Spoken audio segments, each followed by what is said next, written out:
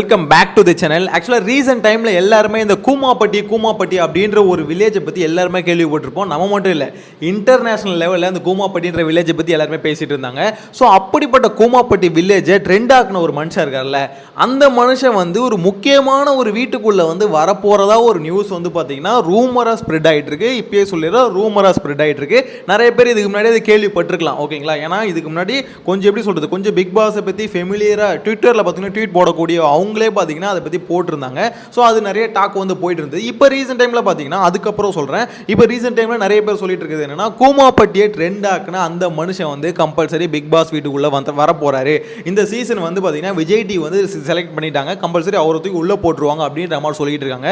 நான் லாஸ்ட் வீடியோலேயே சொல்லியிருந்தேன் இந்த மாதிரி இப்போதைக்கு பார்த்தீங்கன்னா இவ்வளோ சீக்கிரம் கண்டஸ்டன்ட் எல்லாம் செலக்ட் பண்ண வாய்ப்பு இல்லை அப்படின்ற மாதிரி.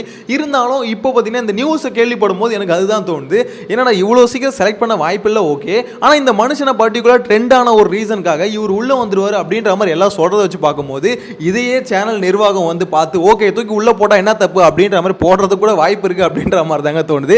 ஏன்னு பார்த்தீங்கன்னா அந்த மனுஷன் வந்து ட்ரெண்ட் ஆனார், இருந்தாலும் பார்த்தீங்கன்னா ரொம்ப மோசமாக பண்ணிடலாம் ட்ரெண்ட் ஆகல. அவர் வந்து எனக்கு என் வில்லேஜை ப்ரொமோட் பண்ணணும், ஸோ அதுக்காக நான் வந்து என்னென்ன வகையில் என்னால் வந்து பேசி போட முடியுமோ ஸோ அதை நான் காமிச்சு அந்த எப்படி சொல்கிற பின்னாடி இருக்க அந்த மலைங்க அந்த ஆறு இது எல்லாத்தையும் காமிச்சு நான் வீடியோ போட்டேன் அப்படின்ற மாதிரி ஓரளவு டீசெண்டாக தான் வீடியோலாம் போட்டிருந்தாரு. இருந்தாலும் அவர் பேசின விஷயங்கள் வந்து பார்த்தீங்கன்னா கொஞ்சம் ஃபன்னாக இருக்கும், காமெடியாக இருக்கும், ப்ளஸ் அந்த லொக்கேஷன் சூப்பராக இருந்த ரீசனால் தான் பயங்கரமாக ட்ரெண்ட் ஆச்சு. அந்த ரீசனால் தான் பார்த்தீங்கன்னா இன்டர்நேஷனல் லெவல் ட்ரெண்டும் ஆனார், நியூஸ் சேனல் எல்லாத்துலேயும் வந்து பேட்டியும் கொடுத்துருந்தாரு. எனக்கு அந்த பேட்டியெல்லாம் பார்க்கும்போது இப்போ என்ன தோணுதுன்னா, மேபி இந்த மனுஷனை உள்ளே போட்டாலும் பெருசாக வாய்ப்பு இருக்குது அப்படின்ற மாதிரி தான் தோணுது.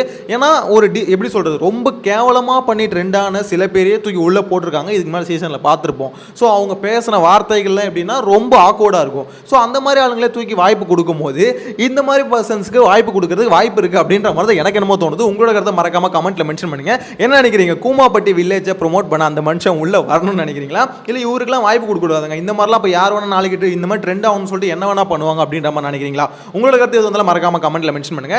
இதுக்கப்புறம் ஒரு முக்கியமான டாபிக், இந்த வீடியோ போடணும்னு நினைச்சதுக்கான காரணமே அதுதான், ஓகேங்களா? என்னன்னா இந்த ஆடிஷன் பிக் பாஸுக்கு வந்து எப்படி உள்ள போறது அப்படின்ற மாதிரி நிறைய பேர் வந்து பார்த்தீங்கன்னா கேட்டுக்கிட்டே இருப்பாங்க. எனக்கும் பிக் பாஸ்ல கலந்துக்கணும். ஒரு பையன் பார்த்தீங்கன்னா லாஸ்ட் சீசன் முடிஞ்சதுக்கு அப்புறம் முட்டி போட்டே நான் நடந்து போறேன் தமிழ்நாடு ஃபுல்லாக அப்படின்ற மாதிரி கிளம்புனா. ஸோ அதெல்லாம் எனக்கு பார்க்கும்போது யாரா இவனுங்க எங்கேருந்து நான் வரானுங்க அப்படின்ற மாதிரி தான் இருந்தது.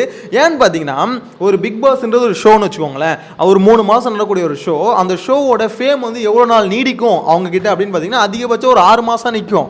அதுக்கப்புறம் அந்த ஃபேமை வச்சு நம்ம என்ன பண்ணுறோமோ அதை அந்த 6 மாதம் அந்த ஃபேம் இருக்கும்போது அதை வச்சு அதை தக்க வச்சுக்கிற மாதிரி ஒரு விஷயம் நம்ம அடுத்து பண்ணணும், இல்லைனா காணாமல் போயிடுவோம். இதுக்கு முன்னாடி டைட்டில் அடிச்சு எத்தனையோ பேர் எங்கே இருக்காங்கன்னே தெரியல. ஸோ அதுதான் பிக் பாஸ் ஷோ. அடுத்த ஒரு 6 மாதத்துக்கு நீங்கள் யாருன்னு எல்லாருமே பார்ப்பாங்க, பேசுவாங்க, வைப்பாங்க. அதுக்கப்புறம் பார்த்தீங்கன்னா மறந்துட்டு அடுத்த சீசன் வந்துடும். அடுத்த சீசனில் வந்தவங்களை பற்றி பேச ஆரம்பிச்சுட்டு எல்லாருமே நகர்ந்து போயிடுவாங்க. ஸோ அப்படி இருக்கும்போது ஒரு டெம்பரரி ஃபேம் கொடுக்குற ஒரு ஷோக்காக இவ்வளோ பயங்கரமாக வந்து பார்த்தீங்கன்னா ஒருத்தன் வந்து முட்டிக்கால் போட்டு நடந்து போகிறானே அப்படின்னு நினைக்கும் போது எல்லாருமே கழிவு தான் ஊற்றிட்டு இருந்தாங்க. ஸோ அந்த வகையில் இந்த ஷோவில் வந்து ஆடிஷனில் கலந்துக்கணும் அப்படின்ற மாதிரி நிறைய பேர் வந்து ஆர்வத்தில் இருக்கிறதுனால அதை நிறைய பேர் வந்து பயன்படுத்திக்க நினைக்கிறாங்க. அதாவது இப்படிலாம் காசு பார்க்கணும் அப்படின்ற மாதிரி யோசிச்சுட்டு இருப்பாங்களே. ஸோ அந்த மாதிரி ஆளுங்கள்லாம் எப்படின்னா இந்த மாதிரி ஃபேக்காக ஒரு ஆடிஷன் நடத்தி அது மூலிமா அவங்ககிட்ட அமௌண்ட்டை வந்து கலெக்ட் பண்ணி ஸோ இந்த மாதிரி பல தில்லாலங்கடி வேலைகள்லாம் நடந்துகிட்டு இருக்கு. ஸோ இது வந்து பார்த்தீங்கன்னா இப்போ நிறைய நடக்கிறதுனால நிறைய பேர் வந்து பார்த்தீங்கன்னா சேனல் சைட்லேருந்தே கன்ஃபார்ம் பண்ணியிருக்காங்க, இந்த மாதிரி வந்து எங்கள் சைடில் விஜய் டிவிலேருந்து மட்டும்தான் நாங்கள் வந்து ரெக்ரூட்மெண்ட்லாம் பண்ணுவோம். ஸோ அதர்வைஸ் வெளியிலேருந்து நாங்கள் ரெக்ரூட் பண்ணுறதுக்கு வாய்ப்பே கிடையாது.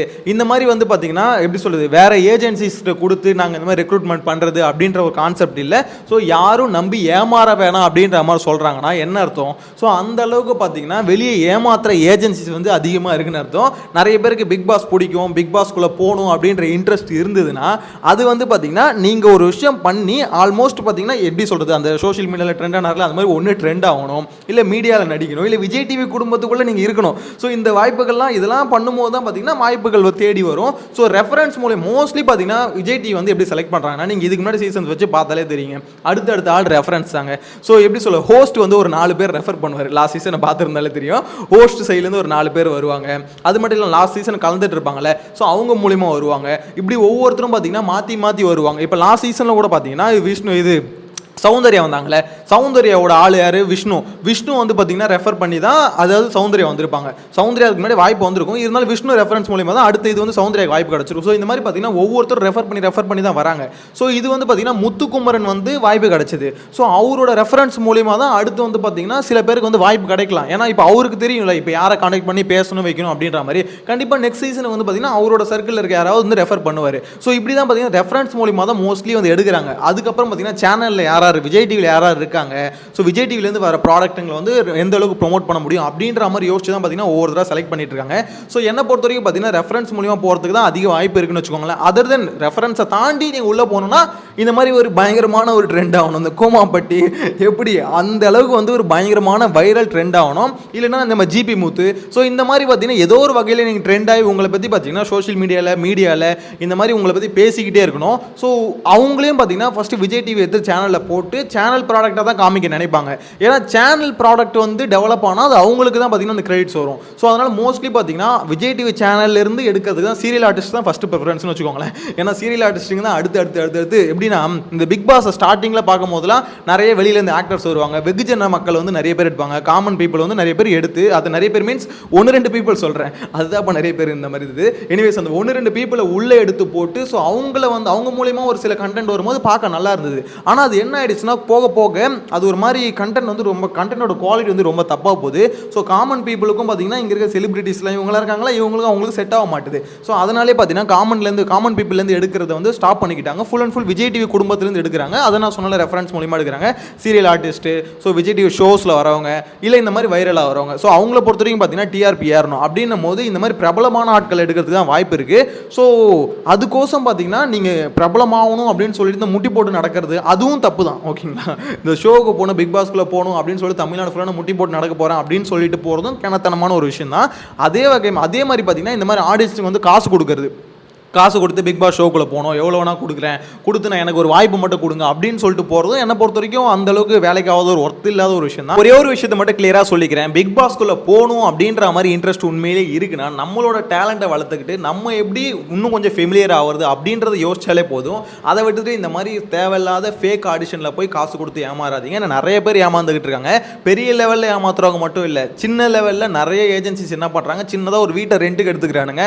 இந்த மாதிரி நாங்கள் ஆடிஷன், ஏன்னா சினிமா ஆடிஷன்ஸை இந்த மாதிரி நிறைய ஃபேக் ஆடிஷன்ஸ் நடக்கும். ஓகேங்களா, ஒருத்தவங்களை கூப்பிட்டு அதை மொத்த பேரையும் பார்த்தீங்கன்னா ஆடிஷன் கால்ஸும் கூப்பிட்டு மொத்தமாக 1000-2000 அப்படின்ற மாதிரி போட்டு ஏகப்பட்ட விஷயம் நடந்துகிட்டே இருக்கும். ஸோ இதை வந்து ஸ்டாப் பண்ண முடியாது அப்படின்னு கேட்டிங்கன்னா முடியாது. ஏன்னா எக்கச்சக்கமாக அங்கங்கே சந்தில் வந்து ஆடிஷன் வைக்கிறேன்னு சொல்லிட்டு ஒரு கேமரா தூக்கி டிஎஸ்எல்ஆர் தூக்கி வச்சுக்கிட்டு இந்த மாதிரி பார்த்தீங்கன்னா ஃபேக் ஆடிஷன் வச்சு ஏமாற்றிட்டு இருப்பாங்க. அதுதான் பிக் பாஸுக்கு நடந்துட்டு இருக்கு. ஸோ இதுவாக இருக்கட்டும் இல்லை சினிமா ஆகட்டும் எல்லாத்துலேயும் இந்த ஃபேக் ஆடிஷன்ஸ் வந்து அதிகமாக இருக்கும். ஸோ ரொம்ப கேர்ஃபுல்லாக இருங்க. ஏன்னா காசு ஆட்டையை போடுறதுக்கு எக்கச்சக்கமான பேர் ஊருக்குள்ளே சுற்றிட்டு இருக்காங்க அப்படின்றத தெளிவாக சொல்லிக்கிறேன். எனிவேஸ் பிக் பாஸ் வந்து இந்த டாபிக் வந்து எதுக்கு பேசணும்னு நினச்சினா மெயினாக நிறைய பேர் ஏமாறக்கூடாது அப்படின்ற மாதிரி தான். எனிவேஸ் அதே மாதிரி ஃபர்ஸ்ட் பேசின மாதிரி கூமாப்பட்டி அவர் வந்து உள்ளே வரணுமா வேணாமா, அந்த மனுஷன் வந்து பிக் பாஸ்க்குள்ளே போகணுமா வேணாமா, எடுத்து போகணுமா வேணாமா அப்படின்னு உங்களோட கருத்து எது வந்தாலும் மறக்காம கமெண்ட்ல மென்ஷன் பண்ணுங்க. அதே மாதிரி லாஸ்ட் வீடியோவில் ஒரு முக்கியமான விஷயத்தை பற்றி பேசியிருந்தோம். ஹோஸ்ட் வந்து கமல் சார் வருவார், விஜய் சேதுபதி வருவார் அப்படின்ற மாதிரி பேசியிருந்தோம்ல. ஸோ இந்த விஷயத்தில் பார்த்தீங்கன்னா கமல் சார் வந்து நான் ஆல்ரெடி சொல்லியிருந்தேன் அரசியல் பொறுப்பு அதிகமாகுது அப்படின்ற மாதிரி. இன்னைக்கு வந்து பார்த்தீங்கன்னா ராஜ்யசபா எம்பியா வந்து பதவியும் ஏற்றுட்டாரு. ஸோ நான் ஆல்ரெடி சொன்ன மாதிரி தான் அவர் வர்றது இதுக்கப்புறம் கொஞ்சம் கஷ்டம் தானோ அப்படின்ற மாதிரி எனக்கு பர்சனலாக தோணுது. எனிவேஸ் எது வந்தாலும் அடுத்த அப்டேட் அஃபிஷியல் அப்டேட் ஏதாவது வந்தால் கம்பல்சரி நான் பிக் பாஸ் சம்பந்தமான வீடியோ அப்டேட் பண்ணுறேன். இது மட்டும் இல்லாமல் அதர் தென் பிக் பாஸ் நிறைய வீடியோஸ் வரும். ஸோ சேனலை சப்ஸ்கிரைப் பண்ணி வச்சுக்கோங்க. நெக்ஸ்ட் வீடியோவில் மீட் பண்ணலாம். Bye by.